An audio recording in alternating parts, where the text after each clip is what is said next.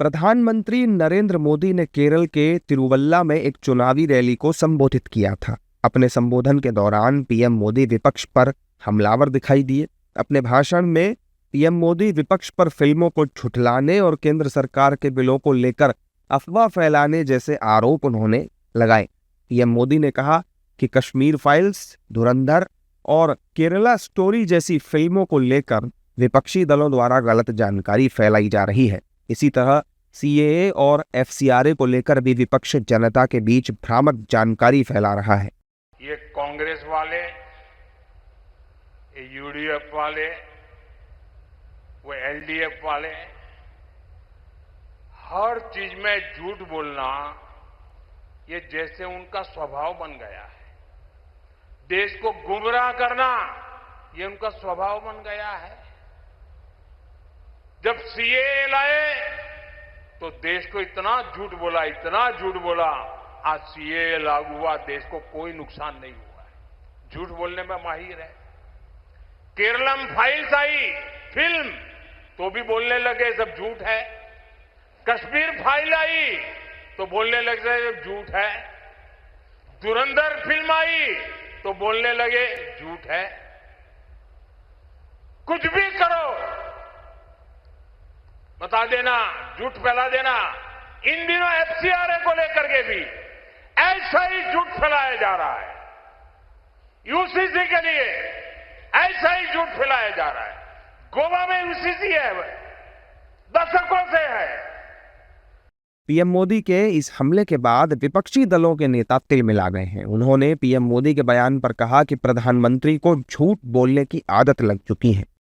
ये सही बात है, ऐसा कि ये सरकार झूठ बोलने में बड़ा माहिर है। आरएसएस के शाखा में जो बातें सिखाई जाती है उसमें झूठ कैसा बोलना वो भी बचपन से सिखाया जाता है। मोदी जो झूठ बोलते हैं उनको उसका कुछ गलत लगता नहीं। इसका कारण ये है कि उनके दिलो दिमाग में ये बात बिठाई गई है, झूठ बोलना कुछ गलत बात नहीं है।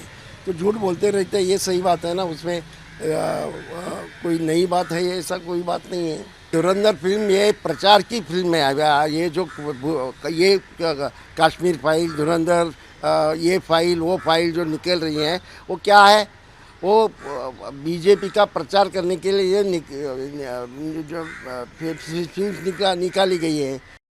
हालांकि सत्ता पक्ष के नेताओं ने भी विपक्ष को लताड़ा है। बीजेपी और उसके सहयोगी दलों के नेताओं ने प्रधानमंत्री के बयान को सही करार देते हुए कहा कि देश पीएम मोदी के नेतृत्व में आगे बढ़ रहा है, लेकिन विपक्ष इससे काफी परेशान है। देखिए, ये तीनों पिक्चर्स जो हैं वो सत्य घटनाओं पर आधारित है और इसको लेकर इन्होंने एजेंडा फैलाना शुरू कर दिया कि मुसलमानों के खिलाफ है। नहीं साहब, ये देशभक्त मुसलमानों के खिलाफ कभी भी नहीं है, पर देश के भीतर रह के जो पाकिस्तान के इशारे पर देश के खिलाफ साजिश करते हैं उनके खिलाफ तो बिल्कुल है। और अगर ऐसे ही इनको लगता है कि ये पिक्चर्स झूठ है तो क्यों नहीं मुकदमे किए? किसी ने मुकदमे नहीं किए। कि मुद्दों पर बहस करना लोकतंत्र में सार्थक होता है, लेकिन भ्रम का बादल पैदा करके राजनीति की दुकान बहुत दिन नहीं चल सकती है।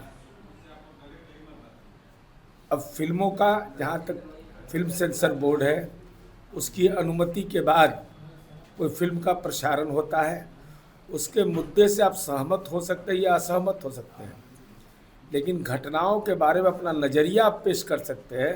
लेकिन किसी फिल्म के बारे में यह कह देना वह बिल्कुल गलत है, यह जनता का नज़रिया नहीं होता है। एक राजनीतिक दल को फिल्म पर नज़रिया तय करे, यह भी अपने आप में नौमा आश्चर्य है। केरल विधानसभा चुनाव 9 अप्रैल को होने हैं। फिलहाल राज्य में सत्ता एलडीएफ के पास है और इस बार मुकाबला एलडीएफ और यूडीएफ के बीच कड़ा माना जा रहा है। बीजेपी भी चुनाव में अपनी स्थिति मजबूत करने के लिए पूरी ताकत झोंक रही है और राज्य में अकेले चुनाव लड़ रही है।